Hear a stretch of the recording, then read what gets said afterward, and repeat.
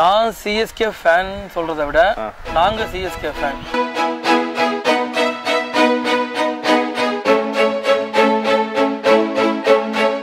Basically நான் Sachin fan. Okay. திடீர்னு ஒரு நாள் தோனி ஃபேனாக இருக்கேன். எனக்கு எப்படின்னு தெரியல.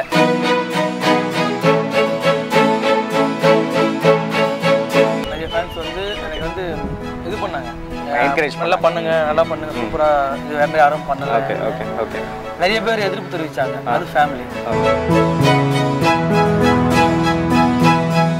எனக்கு தெரிஞ்சு இந்த வேர்ல்டுலயே ஒரு பேன் பண்ண ஒரு நிறுவனம் வந்து கீழே தான் போயிதே தவிர பேன் பண்ணி க்ரோத் ஆன நிறுவனம் எதுவுமே இல்லை. இது வந்து சிஎஸ்கேன்னு ஒரு பிராண்ட் வந்து நம்ம உயிரை தவிர வேற என்ன வேணாலும் செய்யலாம். ஏன்னா நம்ம உயிர் இருந்தால் தான் எதாவது செய்ய முடியும். இது ஆரம்பிக்கும் போது கூட நான் இங்கிருந்து ஆரம்பிச்சேன். இது எப்போ நிற்குதோ அது அப்போ தான் நிற்கணும்.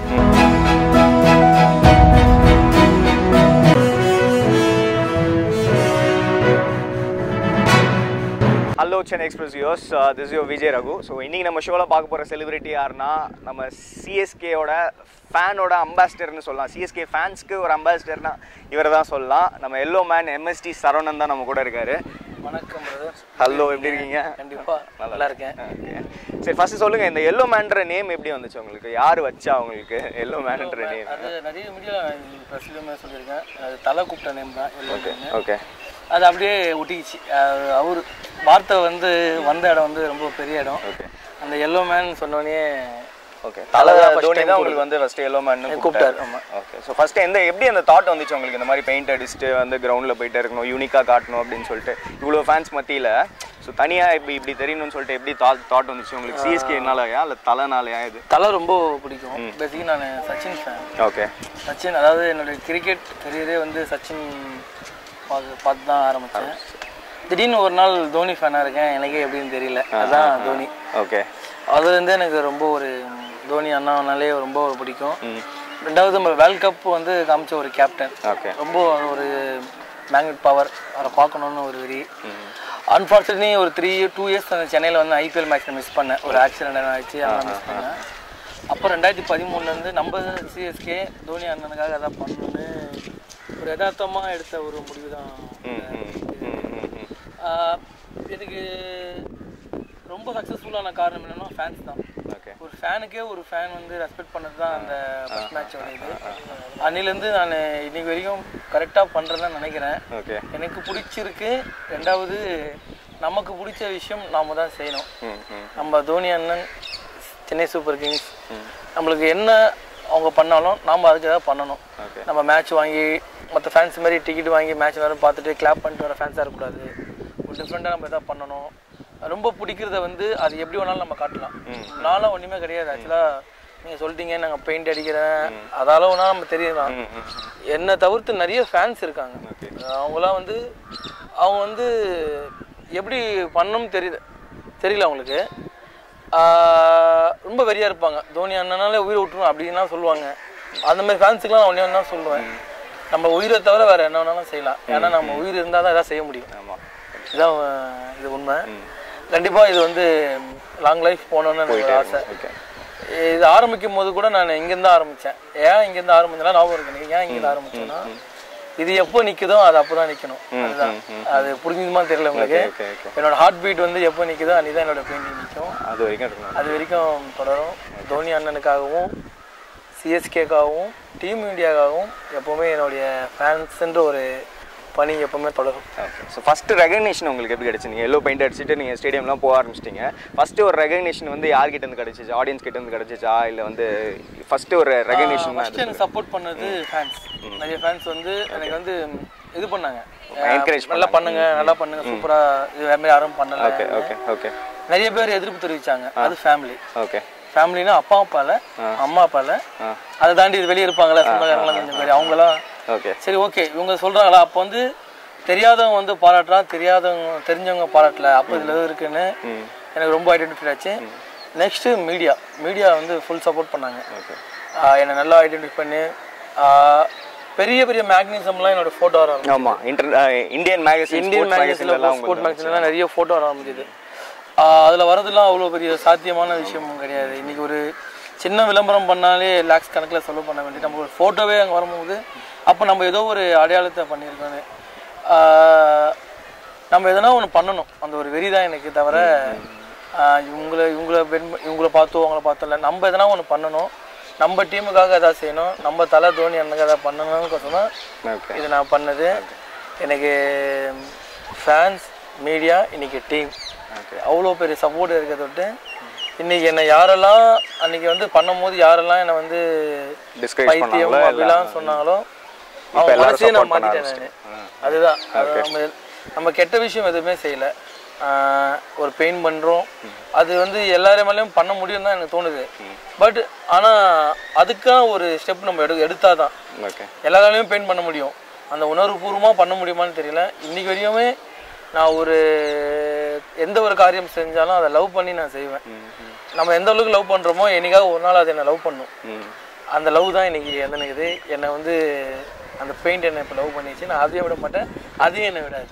எத்தனை மேட்சுக்கு பெயிண்ட் அடிச்சிருப்பீங்க சார்? எவ்வளோ நேரம் ஆகுது? கண்டிப்பாக கணக்கு இல்லை பாஸ். எனக்கு எவ்வளோ மேட்சஸ்ன்னு சொல்ல முடியல. ஏன்னா நான் அவ்வளோ மேட்சஸ் நான் பார்த்துட்டேன், அவ்வளோ கிரவுண்டுக்கு நான் போயிட்டேன். நான் சேப்பாக்கத்துலேயே மேட்ச் பார்ப்பேனான்னு எங்கே இந்த காலம் போய் இந்தியாவில் எங்கே மேட்ச் பார்க்கலன்னு யோசிக்க வச்சுட்டாங்க. அந்த மாதிரி நான் ரொம்ப ஒரு மிடில் கிளாஸான ஃபேமிலி. ஒரு விமானம் பயணம்ன்றது இங்கேருந்து பார்க்கும்போது நான் ஃப்ளைட் போதே என்ன இன்றைக்கி வரையும் என்னோடய விமான பயணம் வந்து என் சொந்த செலவில் போகவே இல்லை. சிஎஸ்கேன்னு ஒரு பெரிய பிராண்ட், அந்த டீம் வந்து அவ்வளோ சப்போர்ட் பண்ணி எல்லா மேட்சுக்குமே என்னை எப்படி சொல்கிறதுன்னு தெரியல. அவங்க அதை பண்ணணும்னு இல்லை, பட் ஒரு ஃபேன் இந்த மாதிரி இருக்கானே அவனுக்கு எப்படி தான் பண்ணணும்னு பண்ணி இந்தியா ஃபுல்லாக என்னை கூட்டிட்டு போனாங்க. அப்ராடும் யுஏயும் போயிருக்கேன். ஒரே ஒரு ஆசை எனக்கு 2019 வேர்ல்ட் கப் இங்கிலாந்துல போய் பார்க்கணும்னு. அது எந்த அளவுக்கு சாத்தியம் தெரியல. கண்டிப்பாக அதை முயற்சி நான் எடுப்பேன். நம்ம எங்கேயுமே ஒரு முயற்சி எடுத்தாதான் அது பயன் கிடைக்கும். கண்டிப்பாக 2019 வேர்ல்ட் கப் இங்கிலாந்துல போய் நான் பார்ப்பேன்னு ஒரு நம்பிக்கை இருக்கு. கண்டிப்பாக பார்ப்பீங்க. ஓகே, அது இல்லாமல் நம்ம தலையோட நீங்கள் பிக்கெஸ்ட் ஃபேன். ஓகே, நம்ம மகி சாரோட பிக்கெஸ்ட் ஃபேன். நீங்கள் ஃபர்ஸ்ட் டைம் தலையை எப்போ பார்த்தீங்க, அந்த மூமெண்ட் பற்றி சொல்லுங்கள். நீங்கள் எப்படி தலையோட பிக்கெஸ்ட் ஃபேன் சொல்கிறத விட தலையோட நிறைய பிக்கெஸ்ட் ஃபேன்ல நானும் நீங்களும் வரும். அவ்வளோதான், நான் மட்டும் கிடையாது. அவர் ஃபர்ஸ்ட் டைம் பார்த்த அனுபவம் வந்து அது சொல்ல வார்த்தை கிடையாது. அது வந்து ஒரு சின்ன உணர்வு தான். அந்த உணர்வுலாம் வேற லெவலில். டிவியில் பார்த்த தோனி அண்ணா, அதுக்கப்புறம் கிரவுண்டில் போயிட்டு ஒரு 80 மீட்டர் 100 மீட்டர் தூரத்தில் பார்த்த தோனி அண்ணாவை நம்ம மூக்கு கிட்ட பார்க்க போகும்போது எப்படி இருக்கும், அந்த தருணம் மறக்க முடியாது. ஒரு ஏர்செல் ஈவெண்ட் வந்து எனக்கு வாய்ப்பு கொடுத்தாங்க. ஏர்செல் நிறுவனம் சிஎஸ்கே மேனேஜ்மெண்ட் மூலிமா பேசி என் ஏர்செல் நிறுவனம் வந்து அவங்க ஈவெண்ட்டு கூப்பிட்டு போயிட்டு அன்றைக்கி செம்ம ஆசையாக, அதாவது இவ்வளோ நாள் பண்ண பெயிண்ட் பண்ணதை நீங்கள் யாருக்காக நம்ம பண்ணமோ அவருக்காகவே நான் பண்ணுறோம், அவர் வரப்போகிறாருன்னு ரொம்ப ஆசையாக இருந்தது. பெயிண்ட் பண்ணிவிட்டு நீங்கள் தான் போய் வெல்கம் பண்ண போகிறீங்கன்னாங்க. ரொம்ப சந்தோஷமாக இருந்தது எனக்கு. எனக்கு அந்த டைமில் வந்து சந்தோஷம் சொன்னதை விட ஒரு மாதிரியாக இருந்தது. அது உணர்வு மட்டும்தான், அது சொல்ல வார்த்தை.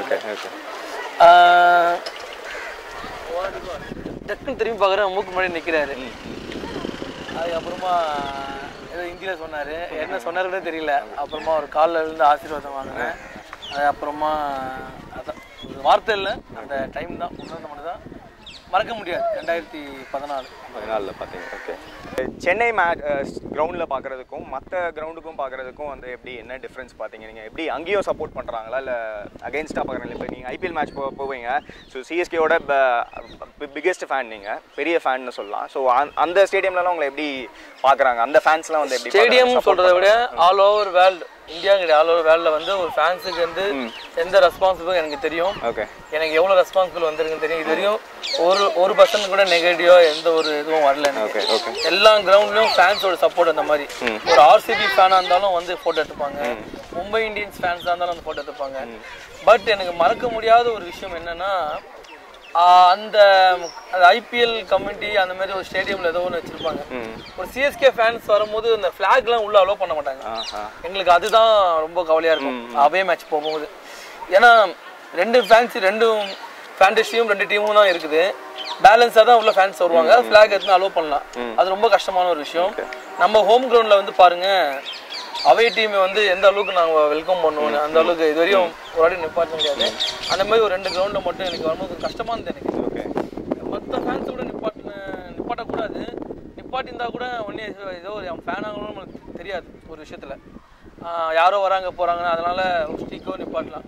நான் ஒரு ஃபேனுன்னு தெரியும், சரவணன் ஒரு ஃபேன் இருக்காருன்னு. அந்த ஃப்ளாக் சார் நான் fan sir Dhoni fan flag உள்ள விடணும் விடவே இல்லை. அது ரொம்ப கஷ்டமான ஒரு விஷயம் அது. ஓகே. ஸோ அது இல்லாமல் இப்போ நம்ம சிஎஸ்கே ஃபேன் கிளப் தான் பார்த்தோன்னா இந்தியாவில் வந்து ஒரு ரெஜிஸ்டர்ட் ஃபேன் கிளப்னு சொல்லலாம். ஸோ இந்தியாவிலே வந்து சிஎஸ்கே ஃபேன் கிளப் தான் ரெஜிஸ்டர்ட். ஸோ அதை பற்றி சொல்லுங்கள், அது எப்படி ஃபார்ம் ஆச்சு, அது நீங்கள் என்ன பார்ட்டிசிபேட் பண்ணீங்க, என்ன ரோல் கிரியேட் பண்ணீங்க? நான் சிஎஸ்கே ஃபேன் சொல்கிறத விட நாங்கள் சிஎஸ்கே ஃபேன் ஒரு கோர் தான். வேர்ல்டு வைடில் இருக்க Chennai super Kings fans whistle போட ஆர்மியில் நான் ஒரு ரசிகன் சொல்கிறத விட அதில் நான் ஒரு ரசிகன், அவ்வளோதான். 2015 ஆரம்பித்தோம் இந்த ஃபேன் கிளப். இந்த ஒரு விதை மட்டும் தான் போட்டோம். இன்றைக்கி அந்த விதை ஒரு செடி மரமாகி பல கிளைகள் ஆயிடுச்சு. ரொம்ப பெருமையாக இருக்குது. இந்தியன் ஸ்போர்ட்ஸ் ஆனரில் best fan club of year வந்து நம்ம சிஎஸ்கே விசில் போட ஆர்மி தான். ரீசெண்டாக ட்விட்டர் கான்டெஸ்ட்ல கூட பாரத் ஆர்மி எல்லாமே பாரத் ஆர்மியும் ஒரு பக்கத்தில் வந்தாங்க. ரொம்ப சந்தோஷமாக இருந்தது. அதாவது நம்ம ஃபேன் கிளப் ஜெயிச்சிச்சு, ஏன் ஃபேன் கிளப் இல்லை நம்ம ஃபேன் கிளப் ஜெயிச்சிச்சு. எல்லா சிஎஸ்கே ஃபேன்ஸுக்கும் ரொம்ப ஒரு பெருமையான ஒரு விஷயம் இது. இதற்கான எவ்வளவோ நாங்கள் முயற்சி செஞ்சுருக்கோம். அதாவது எங்களுடைய முயற்சியே என்னன்னா எங்கள் ஃபேன் கிளப்பை பார்த்து மற்ற ஃபேன் கிளப் ஏதாவது பண்ணணும் தான். எங்களோட அவங்க பெஸ்ட்டாக பண்ணணும், அவங்களோட இன்னொருத்தவங்க பெஸ்ட்டாக பண்ணணும். அதாவது காப்பி பேஸ்ட்டு. நம்ம வந்து தோனி ஃபேன் சிஎஸ்கே ஃபேன் இல்லாமல் மற்ற பிளேயர்ஸுக்கும் மற்ற டீமுக்கும் நம்ம எதாவது பண்ணணும்னு, அதாவது ஆர்கனைஸ் போய் அன்னதானம் பண்ணுறது, முதியோர் இல்லத்துக்கு போகிறது, பிளட் டொனேட் கேம்ப் பண்ணுறது, இந்த மாதிரி பண்ணப்போ மற்ற ஃபேன்ஸ் பார்க்கணும், அவங்க இதை பண்ணணும். கிரிக்கெட் ஃபேன்ஸ்னாலே இந்த மாதிரி தான் இருப்பாங்கன்னு எல்லாத்துக்கும் புரிய வைக்கணும். இந்த மாதிரியான ஆரம்பிச்சது தான் இந்த விசில் போட ஆர்மி சிஎஸ்கே ஃபேன்ஸ். சிஎஸ்கே ஃபேன்னாலே ஒரு கெத்து.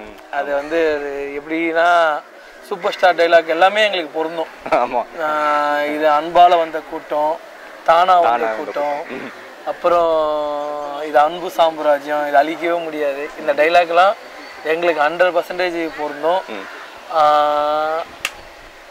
மேனேஜ்மெண்ட்டும் பார்த்தீங்கன்னா பிளேயரை எப்படி கொண்டு போகிறாங்களோ ஃபேன்ஸையும் அந்த மாதிரி தான் சப்போர்ட் பண்ணுவாங்க.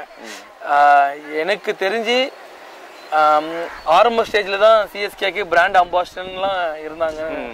இப்போ அந்த மாதிரிலாம் இருக்கணும்னு அவசியமே இல்லை, பிராண்டை ப்ரமோட் பண்ணணும்னு அவசியமே இல்லை. ரொம்ப பெருமையாக இருக்குது நாங்கள் சிஎஸ்கே ஃபேன் சொல்லும் போது. ஏன்னா இன்னும் நிறைய பண்ணணும்னு, இதை வந்து வெற்றி ஜெயிச்சிட்டோன்னு கொண்டாடுறத விட பொறுப்பு இன்னும் அவங்களுக்கு அதிகமாக அந்த மாதிரி ஆயிடுச்சு. இன்னும் பொறுப்பான காரியங்கள் நிறைய செய்யணும்.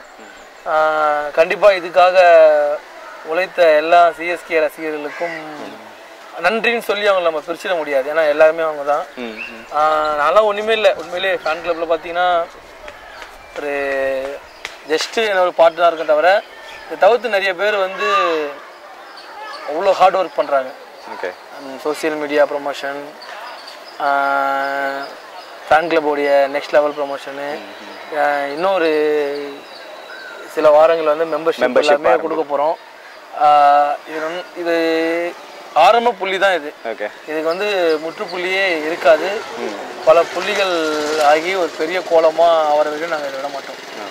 ஸோ இப்போ 2 வருஷம் வந்து சிஎஸ்கே வந்து பேன் பண்ணியிருந்தாங்கல்ல, ஸோ அப்போ நீங்கள் என்ன பண்ணீங்க? ஸோ வேறு அந்த புனேயில் போயிட்டு புனே டீமை சப்போர்ட் பண்ணீங்களா, தலை இருக்க டீமை, இல்லை என்ன பண்ணிட்டு இருங்க? அந்த 2 இயர்ஸ் வந்து நாங்கள் போய் மேட்ச் பார்த்தோம்னு சொல்கிறத விட சிஎஸ்கே பண்ணது எல்லாமே நாங்கள் 2 வருஷம் நாங்கள் பண்ண ஆரம்பித்தோம்.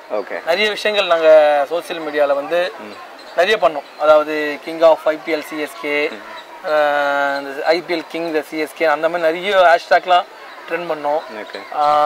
ஐபிஎல் டாஸ் போடப்போ ஃபர்ஸ்ட் மேட்ச் டாஸ் போடும்போது சிஎஸ்கே தான் ட்ரெண்டிங்கில் இருந்தது. அன்றைக்கி மேட்சே விளையாடல. எனக்கு தெரிஞ்சு இந்த வேர்ல்டுலேயே ஒரு பேன் பண்ண ஒரு நிறுவனம் வந்து கீழே தான் போயிதே தவிர பேன் பண்ணி க்ரோத் ஆன நிறுவனம் எதுவுமே இல்லை. இது வந்து சிஎஸ்கேன்னு ஒரு பிராண்ட் வந்து இன்னும் வேல்யூ அதிகமாக தான் ஆச்சு தவிர கம்மியாகல. அந்த 2 வருஷம் வந்து தோனி ரெய்னா அந்த விளையாடின டீம் குஜராத் புனே மேட்ச் தான் சிஎஸ்கே ஃபேனாக அதே எல்லோவில் தான் போய் பார்த்தேன் மேட்ச் நான். ஓகே, அங்கேயும் போய் அதுதான் என்னோட அடையாளம். என் அடையாளத்தை நான் மாற்ற முடியாது. வந்து சாதாரணமாக ஒரு சரவணன் யாருக்குமே தெரியாது. நான் அந்த எல்லோ பெயிண்ட் அடித்து நான் வந்ததுனால தான் ஒரு அடையாளமே எனக்கு உருவாயிடுச்சு. இந்த அடையாளத்தை வச்சு நாம் எதாவது பண்ணணும். அதுதான் அந்த 2 வருஷம் நிறைய பண்ணோம். நல்ல ஒரு உழைப்புக்கு கிடைச்ச அவார்டு கூட இப்போ சொல்லலாம்.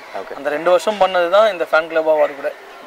ஸோ இந்த 2 வருஷம் கழிச்சு நம்ம வந்து சென்னையில் வந்து ஆடுறதா இருந்துச்சு. ஸோ நம்ம வந்து ரொம்ப வந்து எக்ஸைட்டடாக இருந்தோம். இந்த சென்னையில் வந்து நம்ம பார்க்க போகிறோம் மேட்ச் அப்படின்னு சொல்லிட்டு.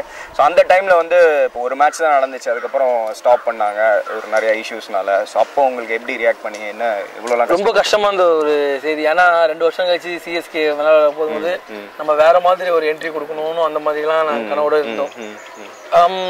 சில பிரச்சனையே என்னன்னு நம்மளுக்கு தெரியல. அந்த பிரச்சனைக்காக மேட்ச் பேன் பண்ணி தள்ளி போட்டு ரொம்ப கஷ்டம். பட் நாங்களும் சப்போர்ட் பண்ணியிருப்போம். நாங்களும் வந்து வெளியே இருந்த நல்லா கிடையாது, இங்கே இருந்த ஆள் தான் எல்லாமே தெரியும். ஒரு 3 ஹவர் மேட்சஸ் வந்து எதுவுமே ஒரு பிரச்சனைக்கு வந்து தீர்வு. பட் அதாவது தீர்வு கிடைச்சா சந்தோஷம் தான் எங்களுக்கும். அந்த மேட்ச் மாற்றி நிறைய ஃபேன்ஸு அந்த பிரச்சனை என்ன ஆச்சுன்னே தெரியல. அந்த பிரச்சனைக்கு அப்புறமா தமிழ்நாட்டில் நிறைய நிகழ்ச்சிகள் நடந்தது, நிறைய ஆடியோ லான்ச் நடந்தது, நிறைய நந்தனம் மையமிஸ்ல நிறைய ப்ரோக்ராம் நடந்தது. அப்போலாம் யாருக்குமே தெரியல. ஓகே, உங்களுடைய பிளான் வேற ஏதோ, அதாவது ஐபிஎல்லாம் உங்களுக்கு ஏதோ பண்ண மொத்த பிரச்சனை கிடையாது. என்னை பொறுத்த வரைக்கும் சார், நான் வந்து விவசாயி இல்லை, ஆனால் அவங்க பிரச்சனை என்னன்னு நம்மளுக்கு தெரியாது. அந்த விவசாயி இல்லைன்னா நானும் இல்லை, இதுதான் உண்மை. அவங்களுடைய பிரச்சனைக்கு மற்றவங்க எல்லாருமே போராடுறாங்க. ஏன்னு தெரியல. அதாவது அவங்க பேரை வச்சு இவங்க ப்ரொமோஷன் பண்றாங்களா புரியல. அவங்களோட பிரச்சனை இருந்தால் அவங்களே டைரெக்டாக போயிட்டு எங்கே போய் கேட்கணுமோ அங்கே தான் கேட்கணும். எங்ககிட்ட ஃபேன்ஸ் வந்து நீங்கள் மேட்ச்சுக்கு போகக்கூடாது. 3 ஹவர் தான், அது ஜஸ்ட் ஒரு 4 ஹவர்ஸில் மேட்ச் முடிஞ்சிடும். அங்கே போயிட்டு செருப்பை தூக்கி போட்டு வந்து நாளைக்கு தமிழ்நாட்டுக்கு அசிங்கிறது, இந்தியாவுக்கு தான் அசிங்கிறது. இந்தியன்ஸ் தான் தூக்கி அடையா. ஃபாரின் பிளேயர் என்ன சொல்லுவான், இந்தியன்ஸ் தான் சொல்லுவான். அவனுக்கு தெரியாது நம்மளுக்கு என்ன பிரச்சனைன்னு. மேபி நடந்துருக்கக்கூடாது. கண்டிப்பாக எங்களுக்கு வருத்தம் தான், நாங்களும் வந்து மேட்ச்சுக்கு போயிருக்கக்கூடாதுன்னு ஒரு வருத்தம் இருக்குதான்.